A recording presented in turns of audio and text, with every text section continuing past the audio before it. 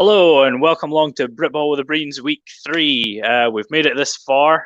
Sorry for the short delay. We're having slight technical difficulties with Sean's mic, which probably means he's going to be talking a lot less this week. So I'm sure some people will be delighted about that one.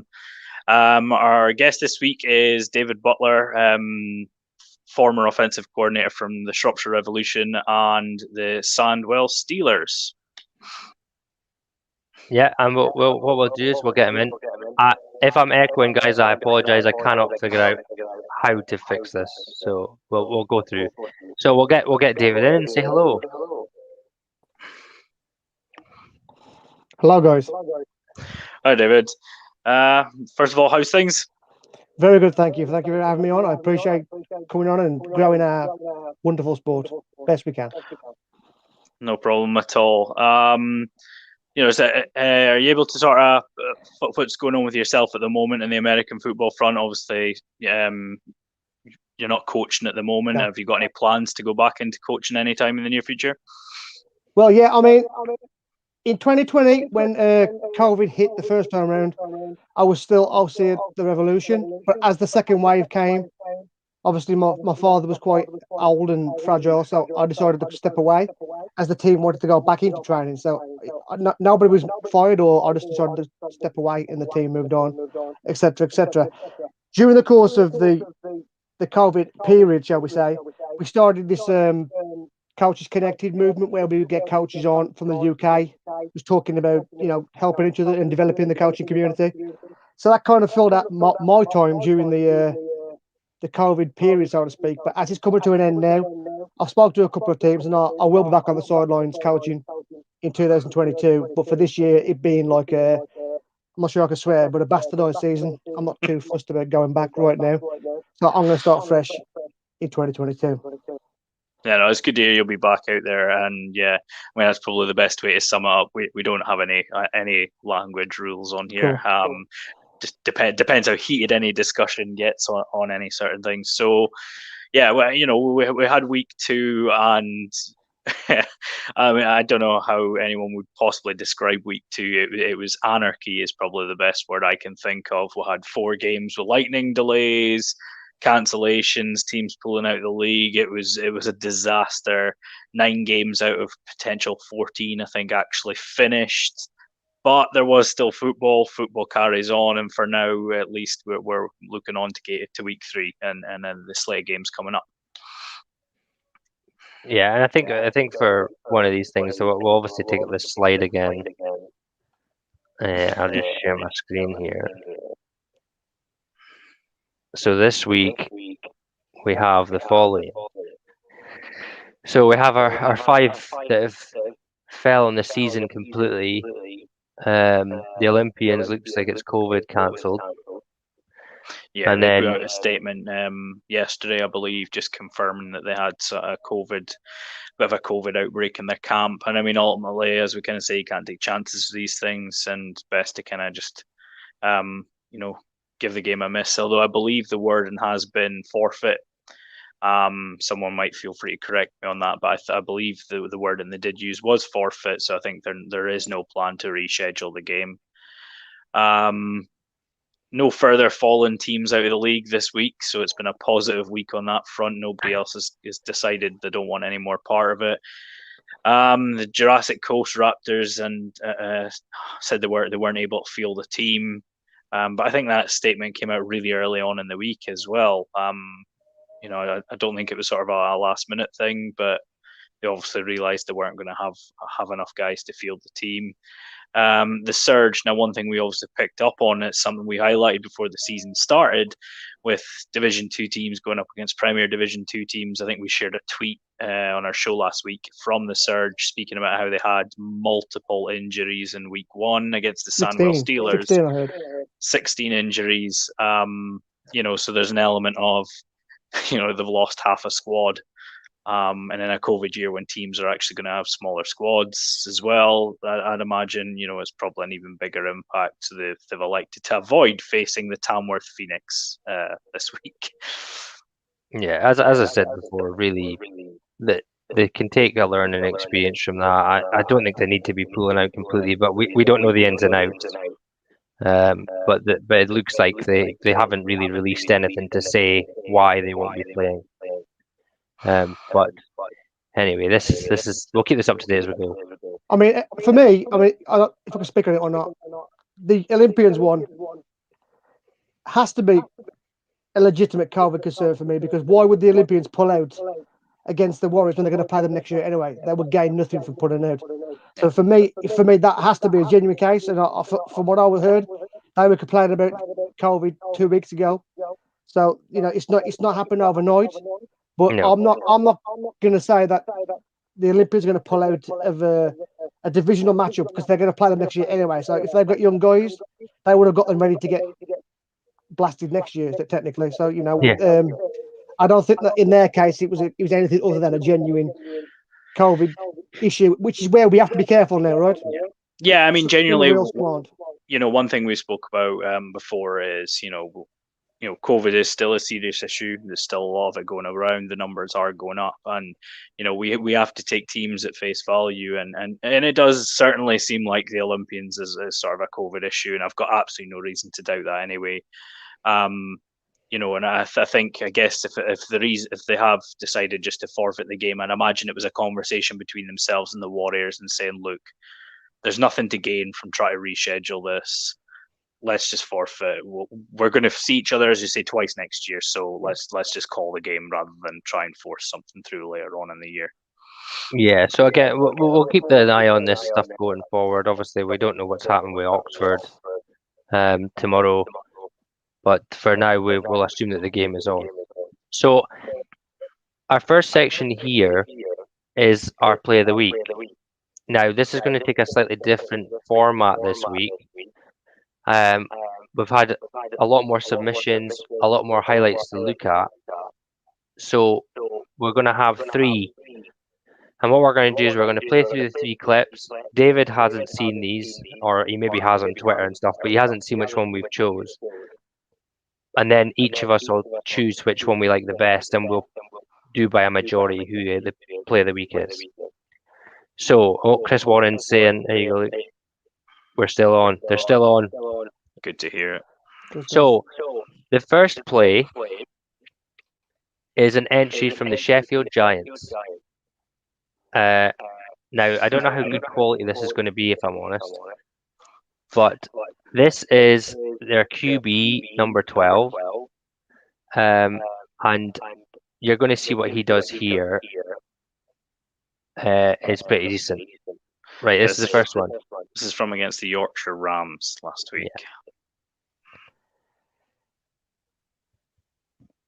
He drops back. Oh, there's a gap. He's away. Oh, skips over a guy. Go for it. Run. And we'll have an angry stiff arm a little angry stiff arm at the end there. Now I'll go for. No, we'll let you go first on this one, David. You can have the first one. Anything about this play that impresses you? What, the Sheffield one? Yeah.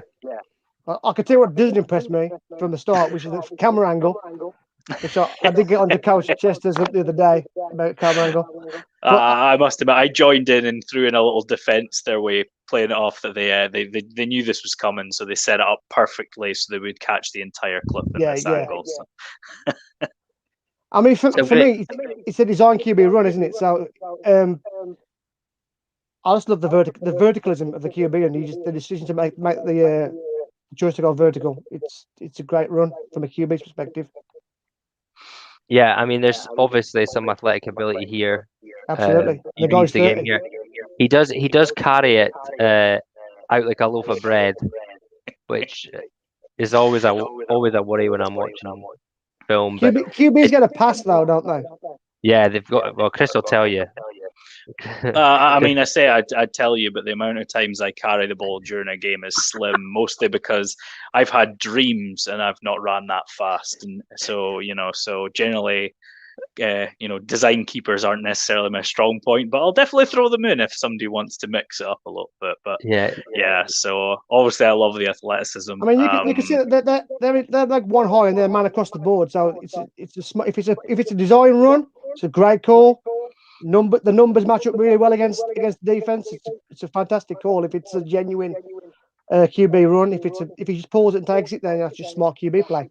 Yeah, and Aaron saying here that he thought it was Daniel Jones. I think that's an injustice because Daniel Jones tripped over his own feet. Yeah, I mean, our man from Sheffield was at least tackled, not by the turf monster or by a sniper in the stands. So, I mean, I think one of the Sheffield Giants players tagged Lamar Jackson asking if it was him. So, we'll give him the Lamar Jackson comparison instead. Okay, Chris, I'll let you take this one through. This one, we're looking at number 37. Okay, and I'll let it play through.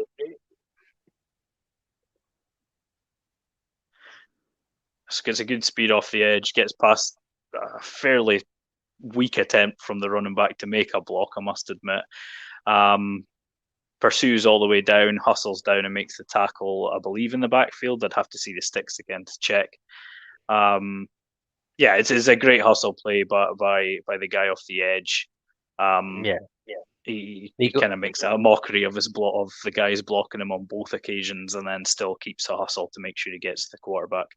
Yeah, and the hustle there at the end is the bit that impresses me. He obviously beats off the first blocker. The second, the running back misjudges it, but he continues on to make this play, which is class. Right. I like third one.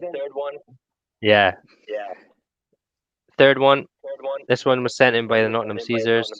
This one actually has names. Liam McGovern, I'm guessing that's how you say it, to Rory Woolley in the first score of the from coming back after the 13-0 down. That's if it loads. There we go.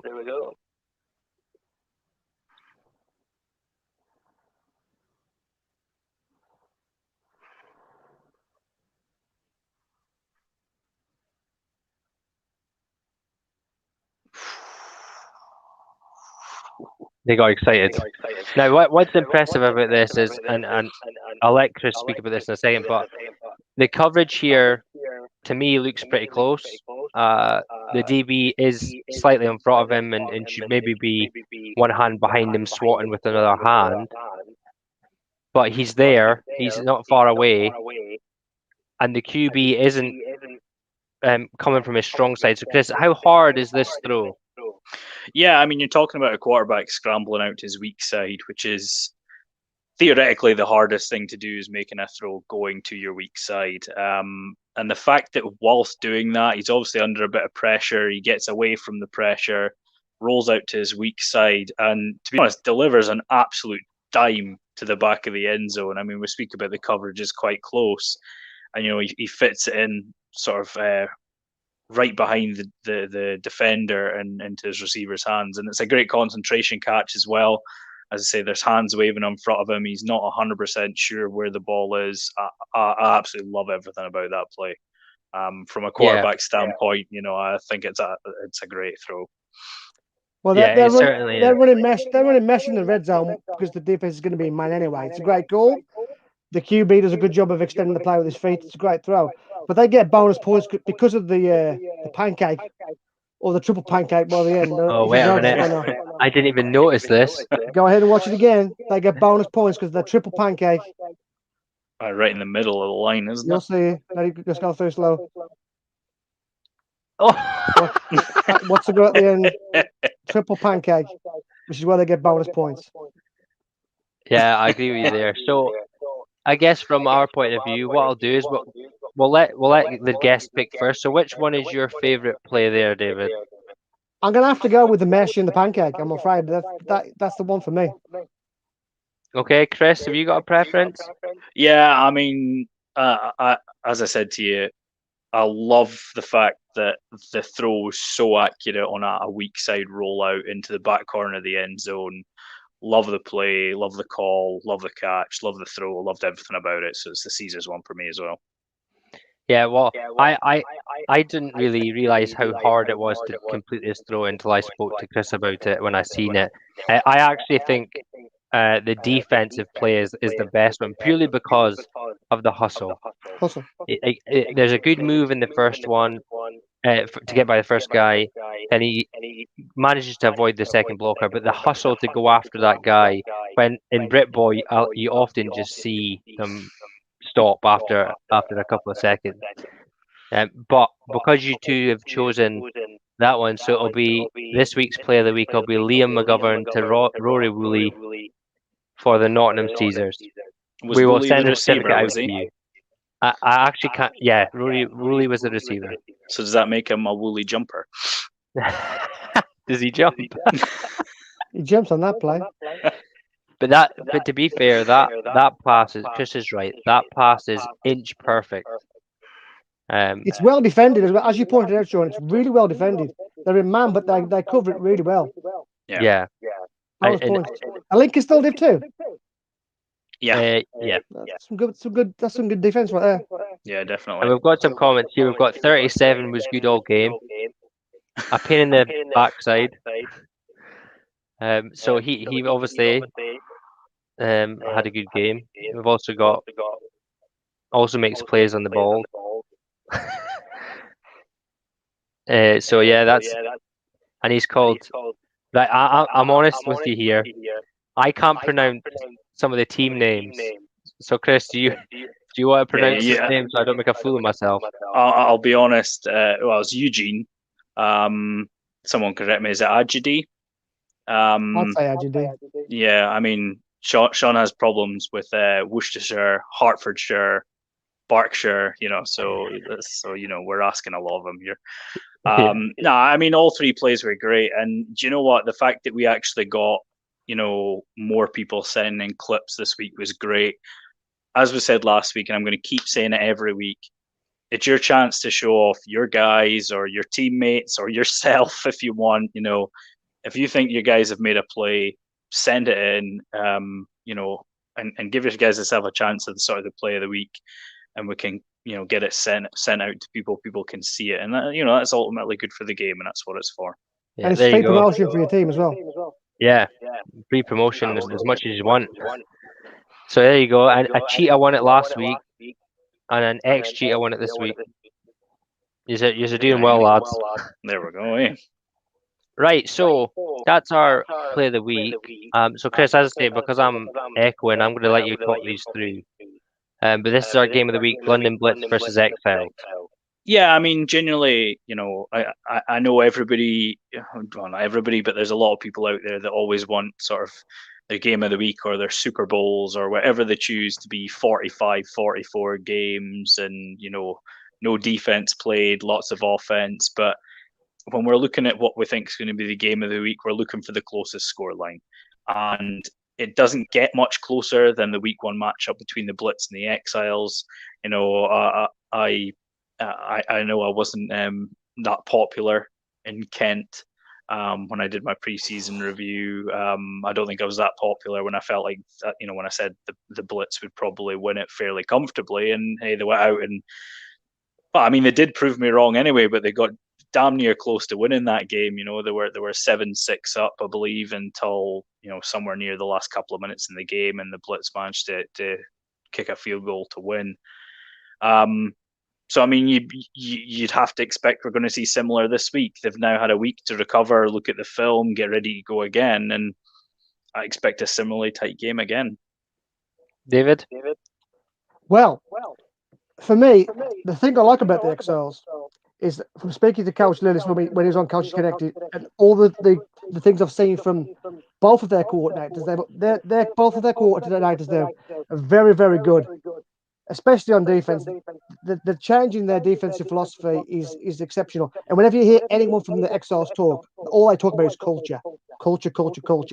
And they're all about changing their culture and making themselves better from within and getting better. And you can see that they're producing those results. I think most people in the UK will want people outside of the big 200 teams to win anyway every week if they can. The Exiles were very impressive in the first game. The second game is always going to be tougher because both teams will have film on each other, and they've never going to do it again. The Exiles have. Can the London Blitz stop the Exiles offense again, and can they add on to what they did before, or can the Exiles give them something else to think about? Which why it is the game of the week. It's the intriguing matchup.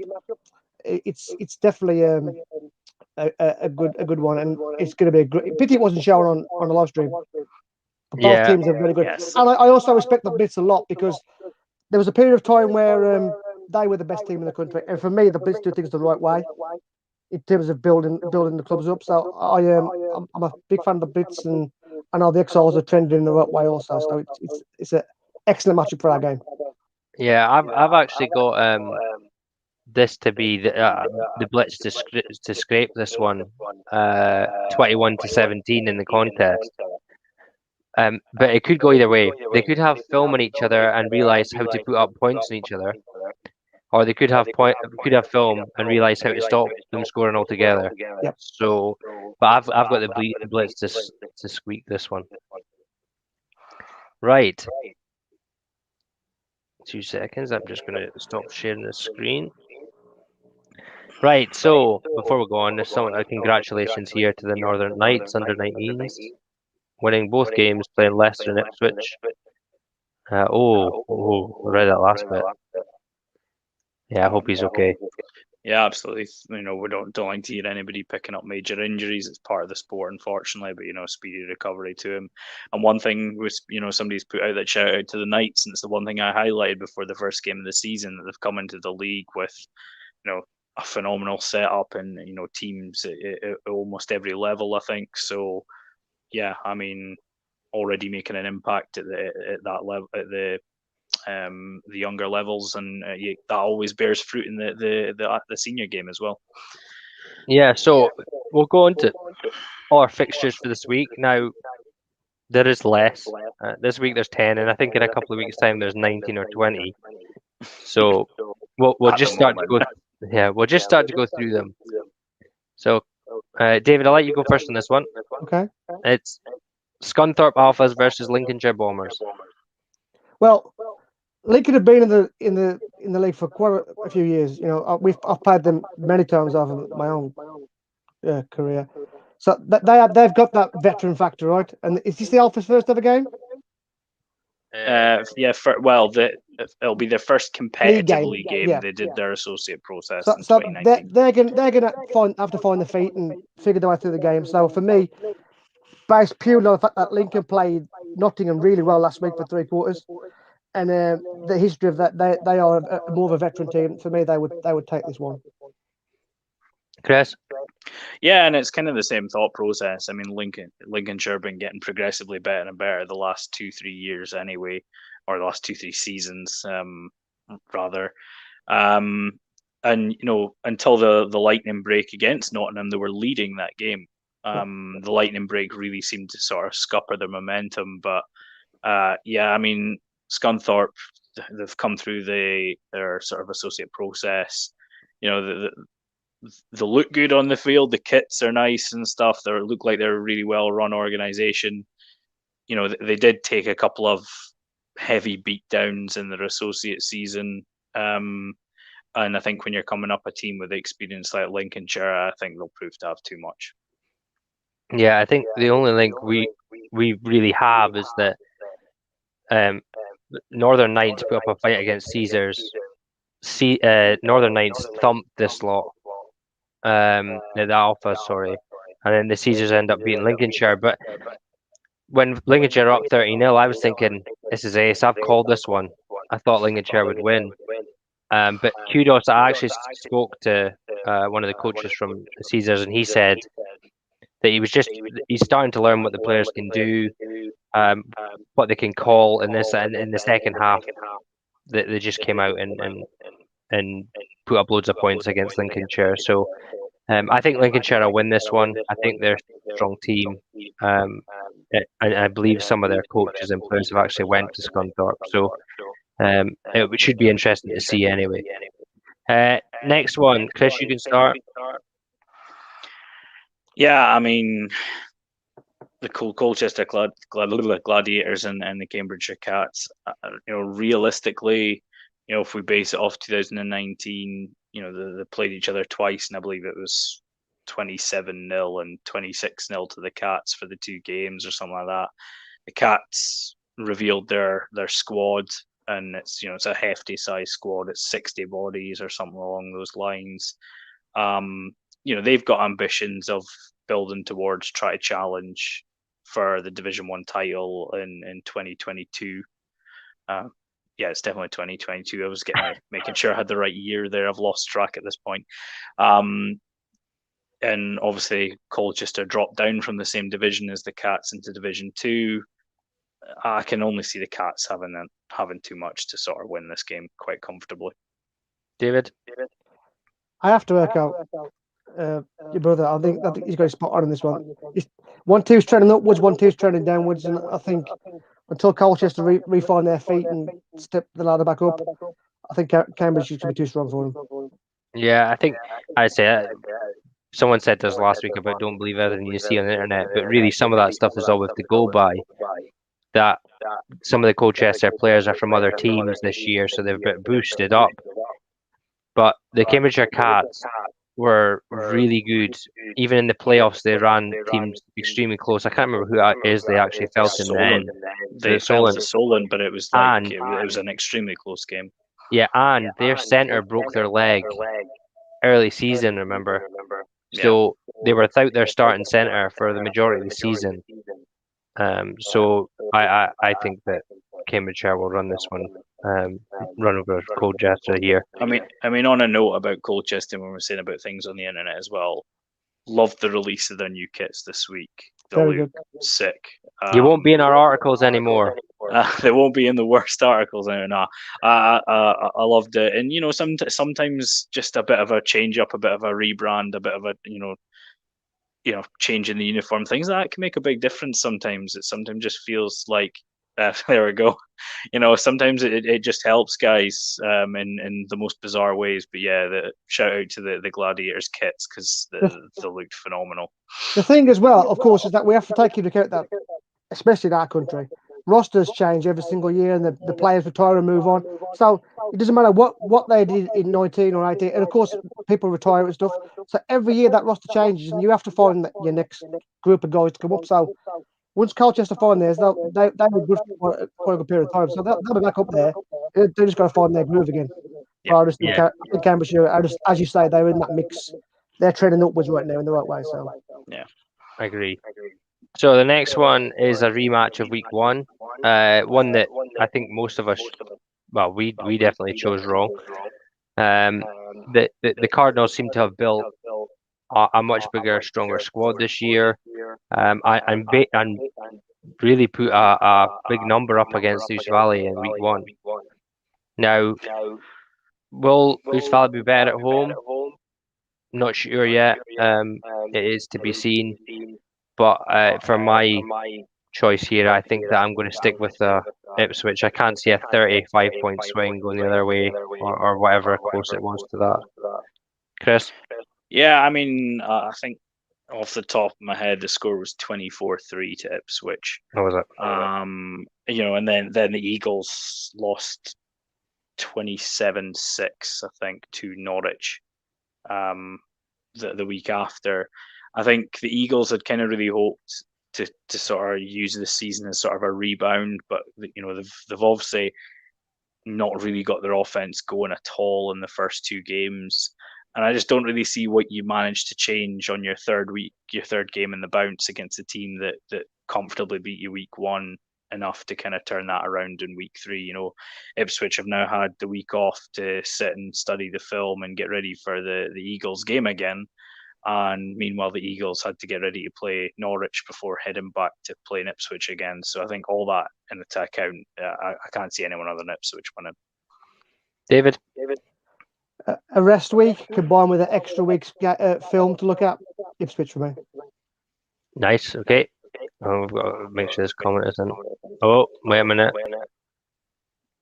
A couple of running back injuries at the Cardinals may change it up, but I still think they'll have it. Yeah, well, hopefully it's not too bad, and they'll get back to it as soon as they can. Next one is COVID cancelled. But then we have the Doncaster Mustangs versus the Yorkshire Rams. David, do you want to go first on this one?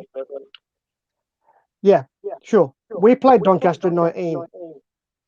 full of great effort and attitude, but they were a small, very small squad, and they struggled to finish the year. I know they dropped out in 20, was it? They dropped out the league completely, and then again, Yorkshire, a Division 1 team. For me, it's a no-brainer. I mean, Doncaster are a small squad, and they're trying to find their feet again. And Yorkshire played the Giants really close, 20-6. And I've seen the talk on Twitter about it should have been more, whatever, but 20-6 is respectable, and I think they'll handle Doncaster more than comfortably. Yeah, well, Doncaster managed to pull the wool over my eyes in week 1 with a lovely promotional video, and I thought that their squad had increased significantly in size, but it would seem that not. I still think they'll give the Yorkshire Rams a game, but from seeing the size of Yorkshire's squad this year being much larger than 2019, and keeping it close between Sheffield Giants, even though it was just a half, I have to say Yorkshire will win this one. Chris? Yeah, I mean, Doncaster, we spoke about 2019, the forfeit one of their games. They had possibly one of the worst seasons I've ever seen, and I think they were obviously coming into this year hoping for a bit of a rebound. They lost 24-17 to Humber, which in many ways was a positive result. I kind of feel like given they've been going through getting beat 40 points, 50 points to nothing, just having a competitive game is still a boost. I'm sure they'd have liked to have won it. The Rams, obviously, we spoke about, we only got half a game out of them in Sheffield, which was disappointing in the end because it looked like it was going to be a far better game than I think, we possibly anticipated. From our experience playing Yorkshire, we know that they obviously are a very run-heavy team. Very physical. And, so they're going to chew a lot of time off the clock as well. And ultimately, if they're giving you less chance to score, less possessions, then you're going to score less. It's simple, really. I think they'll have enough to sort of overpower Doncaster. But I think it might be a bit closer than we think, but I still think it'll be comfortable enough for the Rams. Comfortable is the word. Okay, comfortable. The next one, I don't think will be comfortable, in my opinion. Chris, you can go first on this one. Yeah. This is probably one of those games that I sat and looked at for a while now. Leeds, they looked really good in, I want to say 17. I could be making that up now. They went up to Division 1. They came back down again in 18, I believe, and then they were in Division 2 for 2019.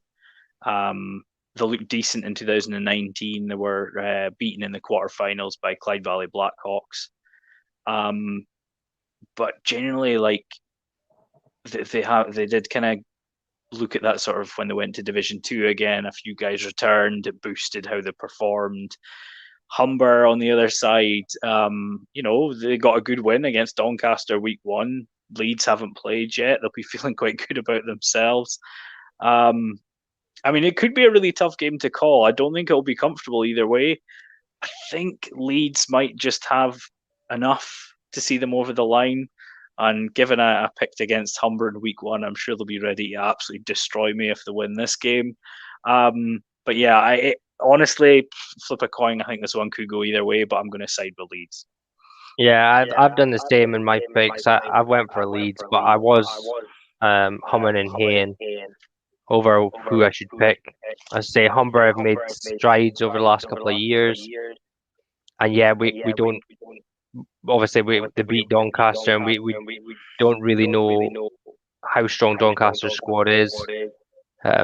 So this could be a close game, but I've picked Leeds for this one. David? I'm going to go with you guys. As somebody that's not familiar with this area very well, we played both teams in the past, but they were both really weak when we played them at the Sandwell.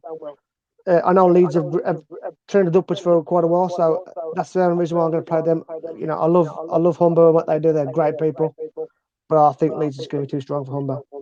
It's one thing that's definitely interesting in this area is obviously there's Leeds, Yorkshire Rams, and the Nottingham Raiders, and really there's not enough people to support that 3 teams, as in my opinion. And I guess you could say the Giants are not far away, but well, neither are Scunthorpe, to be honest, as well. Scunthorpe are next. So there's a lot of teams. teams. There's a lot of teams in a small area, but Humber haven't really got too much people to contend with. So it will be interesting to see if Humber are still in the up and Leeds. If they're the same level as 2019, it might be close. Right, Chris, I'll let you go first. Actually, I'll go first on this one because Essex Spartans versus the new Sussex Thunderbolts.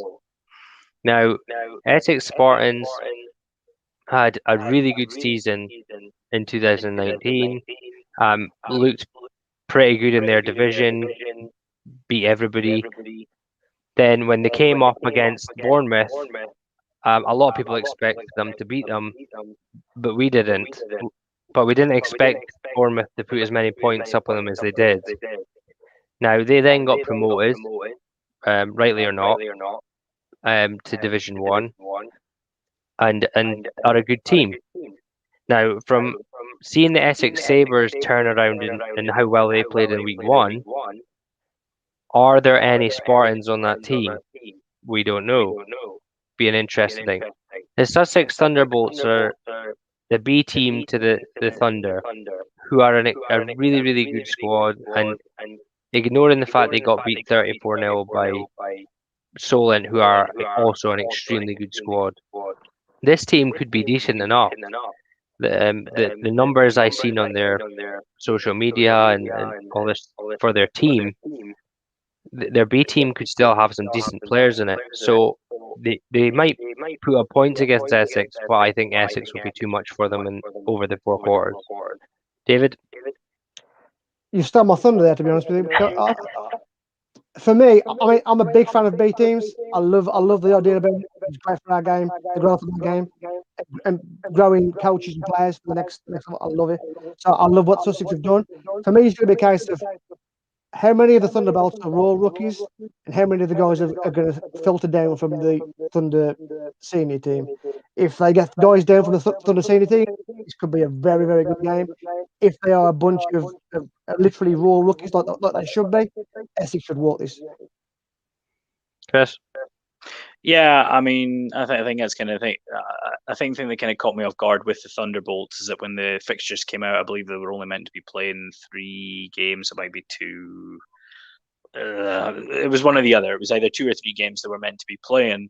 Hastings then withdrew from the league, and then all of a sudden they've got an 8-game schedule, and I'm kind of like, what happened in that sort of couple of months span that they've went, we can maybe only play a few games to, we can handle a full fixture list. And I think the honest answer to that is what you've seen on social media, is that the numbers at Thunder training is humongous.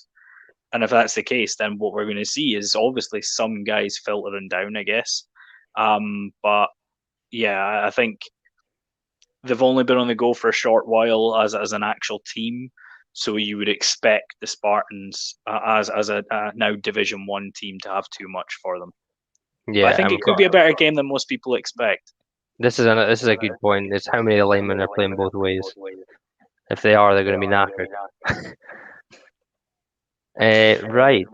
Next game. David, you can take the first one on this. Hopefully it goes ahead. Well, based on today's news, it's going to be London, isn't it? London are a great side. Again, they're trending the right way, and they're well coached and they got good people there. Oxford were trending upwards for a long period of time, but they seem to have taken that pathway back down now for the last couple of years. And I can't see anything but a Hornets win on this one. Hornets, are in that division with the Stallions and the Cheetahs last year. They were really, really good. So I think Hornets will walk this. Yeah, I think I've picked the Hornets as well. But one thing that I did notice from the highlights of the Cheetahs versus the Saints is the Saints had a lot of opportunities. They looked like they had turned the ball over in places. They had red zone chances that they maybe squandered. So they've now got 2 weeks of game film. They can maybe go away and sort these things and have a look at what they can do. Players, though. Well, yeah, that's the problem. Is do they have any players called off because of lateral flow tests? We don't know, do we? We don't know. I mean, they could have everybody pass. True. They could have a full squad, but I've picked London purely by their form in 2019. But Me too. kudos to Oxford in the last 2 weeks. They've given both teams a game, and I think they will. If they have a full team, I think they will give the Hornets a game. At least, Chris. Yeah, and I mean the thing is as we spoke about with the Saints, they lost a tight game to the Blitz. It was a fairly tight game with the Cheetahs. They lost last week. As he kind of spoke about as well, there was definitely there was at least 2 interceptions thrown in the end zone by the Saints as well. Not to mention the extra point getting returned for 2 that was, I'm not going to lie, hilarious to watch. It was just a calamity of errors. But bear in mind, we got to see that because the highlight film that Oxford released was absolute fire, by the way. The different various camera angles with the pictures molded in and stuff. Love it. It's all good stuff. It's all great to kind of showcase the game as well. I mean, the Hornets in 2019 were the only regular season team to beat the Cats. They went on to the playoffs. I'm not entirely sure who they lost to in the playoffs, but they looked like a good side. I think often their games were low scoring, so I'm not expecting any scoreboards to light up repeatedly in this game. But I think the Hornets will have enough to win. Yeah, and we're seeing here, like Peg's saying, that the Saints versus Hornets will be tighter than you think. I just said it would be tight, so not that much tighter. And we know that Oxford Saints coach is watching, so if you get all your players there tomorrow, please keep sending the highlights. Yeah. Keep putting the highlights. I think if Saints have got a full roster, it'll be a good game. If they've not, though, then I can't see how they can compete. And that's all it comes down to, really. Saints have always been well coached, even from when we played them back in 14. Yeah, always been well coached. Oh, Chris is saying he's the chairman, not the head coach. My bad, Chris. Chris, but he also says he made the highlights. Keep doing them. Love them. Absolutely love them. Grow the game. I have nothing better to do with my life than watch teams' highlight films, so please keep them up because I enjoy them. So, okay, the next one's going to be interesting. If Wembley can get out of their stadium or out of their practice field, or if they're staying in Wembley, I think the traffic's going to be pretty crazy around that area. Chris, you want to go first on this one? Yeah, I mean, this. I think what we're seeing from this division as well is when you consider the Cheetahs Wembley game, the Cheetahs Saints game, the Saints Blitz B game, is that there's been a hell of a lot of defense played in these opening fixtures in this division, and I see absolutely no reason why this one's going to be any different. The Stallions, won their opener against the Cheetahs with a lot of good running game. Their backfield did a great job. Their offensive line did a really good job, but their defense was suffocating. And the Blitz obviously got their opening win against the Saints. I think Stallions have enough experience. I think they've got enough players at this level that they're going to have enough to beat the Blitz. But again, I'm not expecting high scores. I'm still expecting the games to be quite tight with not that many points scored. David? I have to agree. I also have to give a nod to Wembley for their style of offense. It was a nice, refreshing change to watch that stream last week and the week before. I see them lining up old school style, fullback, under centre, really pound the rock, a bit like Yorkshire, but a little bit different. But really commit to the ground game. We don't see too much these days. We're all trying to throw the ball 100 times a game. So it was good to see them going back to that old school. And I think, as you say, it wears teams there. And I really liked what Wembley did offensively and defensively against Hurts, because Coach Barnes is no slouch. He knows what he's doing. He's a great coach. So to move the ball on his defense, it was credit to him. Again, with London Blitz, I love the fact that they do things the right way, and that that the guys playing for the Blitz, that they're not ready to step up yet. So on any given Sunday they could compete, and on some Sundays they don't.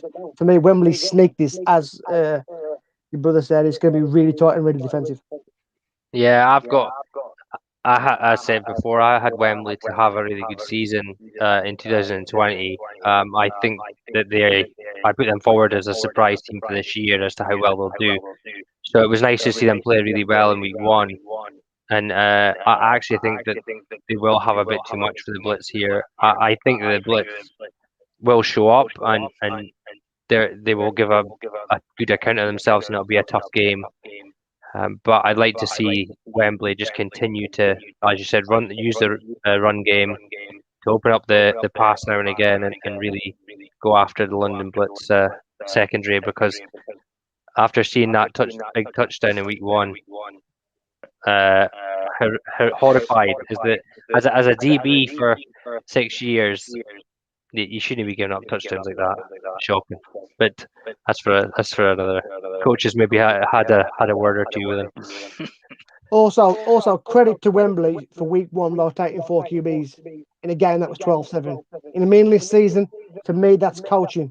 That's real coaching, and committed to growing your players and getting the best out of your team and not worrying about the scoreline. Especially when Leicester had their 50-odd-year-old head coach in. That's crazy, dude. Yeah, I can't tell you how raging I was for hearing that. But well. Yeah. Right, the next game is interesting purely because we've not seen one of them yet. So Hereford were supposed to play last week, but ended up not getting to. So now they get a much tougher opposition as their opening game. We've played Birmingham before. We know that their defense is aggressive. Very good. However, they tend to struggle. Yeah, they tend to struggle to play offense against tougher defenses. So it will be interesting to see what the Stampede have. If they have a really tough defense, Birmingham might struggle to put points. We also don't know, have any players from Tamworth and Samwell taken a step down to Birmingham? We don't know. So, but for me, from what I've seen from the Birmingham Bulls, they should win this one. Chris? Yeah, and I think the thing is we can only go off what we've seen. The Hereford, I think they went 5-1 in their associate season in 2019. And they got some good wins on the board. I mean, they got a win over the Somerset Wyverns. They actually got a win over the Torby Trojans, although, as I kind of alluded to when I spoke about it earlier, Torby were a couple of weeks out from the playoffs that game. So you'd expect they weren't playing their full squad, but still they're playing an experienced team, and they got the win there. They had a massive win over the Northant Knights, and then their one defeat was a massive loss to the Northant Knights. So make of that what you will. As you said, we played the Birmingham Bulls, incredibly aggressive defense. I was sore for days afterwards. A lot of sort of man coverage, cover zero, heavy blitz. And games are won and lost in the trenches at any level, let alone this level. You'd expect the Bulls to have too much. They had a big squad when they played us. The squad's always been, it's been very good for a few years now. Obviously, they had a brief tumble down, but they're really sort of building back up again. And I think they'll have too much for them in the end of the day. David? The Bulls' defense is historically very, very good. From when I was a young boy to playing against them, they are so, as you brother said, so really aggressive. One of the best defenses you'll ever face, regardless of the level they're playing at. I don't think if Birmingham have managed to generate a little bit of offense in recent times, where in the past they didn't have any, so they were relying on their defense to keep them in it. Now they've got a few weapons and they can utilize. I think if Hereford can get a score, it'll be a win for them. I think Birmingham are going to be far too strong defensively and have enough on offense to handle business today. I know it's their first game of the season, but Birmingham, I think their defense is tremendous, and they're going to really look forward to playing. Yeah, and it will be interesting, that one. I think you're right. I think Birmingham's defense might be too much for this new outfit. Right, last one. David, I'll let you go first on this one. Swindon Storm versus the Sauce. Yeah. This is a big question mark, right? Because Worcestershire in 19 were actually half decent. They made the playoffs, I think. They stepped aside. It was 18. They made the playoffs Okay. and forfeited the playoff game, and then in 19 they went 0-8 or something. Okay, no, I'm not that familiar with Worcester anyway, but and Swindon have been up and down for a while. This might be the closest game of the week for me. I'm not sure who is the better of the two sides, but because I know people within the Knights, I'm going to go Worcester, based purely on that. Chris? Yeah, I mean, I think the Knights really suffered after sort of withdrawing from that playoff game, and it was a difficult 2019 for them. I believe they were supposed to. Was it them that were supposed to play? The sauce was out of date. Still edible in my household. You know, I think they were supposed to be the team that played Hereford, were they not, that last week? Or am I making that up? No, I think they were supposed to be the team playing them. You know, the Swindon Storm have kind of been that sort of middle of the road in their division. You know, they were in a division with the Blitzby and Bournemouth in 2019. So, you know, they struggled with those two teams, but then so did most of the teams that played them anyway. I think Swindon will be good enough to win it. It could be a tight game, but I'm not overly convinced it will be. I think Swindon will have too much. I'm not going to read too much into their loss to the Aztecs, because I'd have been shocked if they didn't lose by 60 points to the Bristol Aztecs. Absolutely. So, yeah, and I think for me, I'll actually give Swindon a bit of praise here. Is that Swindon at the start of 2019 gave up 48 points to Bournemouth, and then got better progressively as the season went on and finished third in their division. But they are a typical middle of the division group kind of team. But as our guest said last week, they have built a junior team and a younger team, etc., a women's team. So they're obviously building the right thing there. And to give up 48 points at the start of the season in 2019 to the Bournemouth Bobcats, and then only give up 61 points to the Aztecs this season, whether the Aztecs were rotating or not, they're a Premiership team. Their B, C team guys, the second, third string guys, should be able to continue to put points on the Swindon Storm team. So I expected that to be 80s, you know. So it will be interesting to see what they do, but I think they will win this game. I don't. The Sauce will have enough to stop this team going on. There's someone here. I'm guessing Aaron plays for Aztecs. Storm had a lot of heart last week against Aztecs, but the level of competition, the opposite end of the spectrum. Yeah, so they are a middle of the pack Division 2 team from what we've seen. Against the team that finished third in the Premier South, right? You know, we're not, you know, the Premier South with the two London teams in it. Like, generally, effectively third is the best you can finish in that division, especially the last few years. Anyway, I mean, we're kind of hoping to see a little bit of a shake-up coming in the next couple of years, but you know, third has been the best you can possibly finish in the South with the two London teams there. So the Aztecs are an extremely good side, and I'm not even going to attempt to discredit Swindon in the slightest for getting beat heavily by the Aztecs. If anything, I'd be sitting here absolutely shocked if they hadn't, because the gap is just that big. And it's not a slight on Swindon. It's just you know, it's Division 2 against a very good Premier Division team. Credit to him for showing up as well. Credit to him for going and play. If we know the powerhouse that Bristol are and Swindon are, like as you say, middle of the road team, all credit to him for going there and showing. Sometimes it's good to go and take a few lumps. It bodes well for later on down the line. Yeah, Aaron's saying here that the Apache put a burger on the Sauce in 2019. So if the Apache put a burger on the Sauce in 2019, then the Aztecs coming to play them later in the season is going to be nasty. I feel like there'll be a noble forfeit coming in that game, if I'm honest. I could just be me, but we'll wait and see. Well, before we go into the game day live stuff, Dad's come up with another one. Look, Seen play Trevor was Glasgow going, Lions in Summers Bowl 2. My word. At Alexander Stadium in '86, the Bulls won, and star runabout was Trevor Carthy. Yeah, You should write Dad. You should write a book on this stuff. Seriously, the amount of facts you come out with. The leader on the defense, stalwart linebacker Dave Chambers, and that both players played for the Great Britain Lions. I can't even remember what I had for breakfast this morning, and Dad's talking about 1986. It's just mad. If you've never seen Trevor Carthy play, then you've missed out, because he was a baller. Yeah, we maybe have seen tapes that Dad's watched, but not that we'd remember them. Well, if they're VHS, it's like watching dust anyway, isn't it? Right, so that's just gone through all our picks.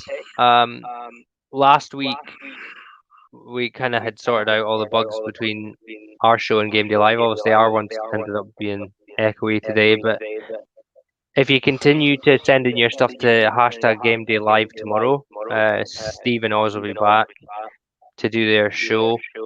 And it is good. It's good for everyone to interact and keep a bit of a up-to-date show going through. Obviously, the football will be on later, so I'm guessing Steve will want to disappear as soon as the games are finished. But if you continue the wrong shape of ball anyway. Yeah. If you keep using that hashtag, then they can pick up those updates as they go through. The only other thing to say is that thanks very much for David for joining us this week. Thank you for having me on. I loved it. No problem. Well, maybe get you involved. We've got our plays and stuff that we put on during the off season, so you can always talk through some offense. And if you're wanting us to do anything for your offensive roundtable stuff, then let us know. Will do, coaches. But thank you very much for everybody for joining in, and we will catch you again next week.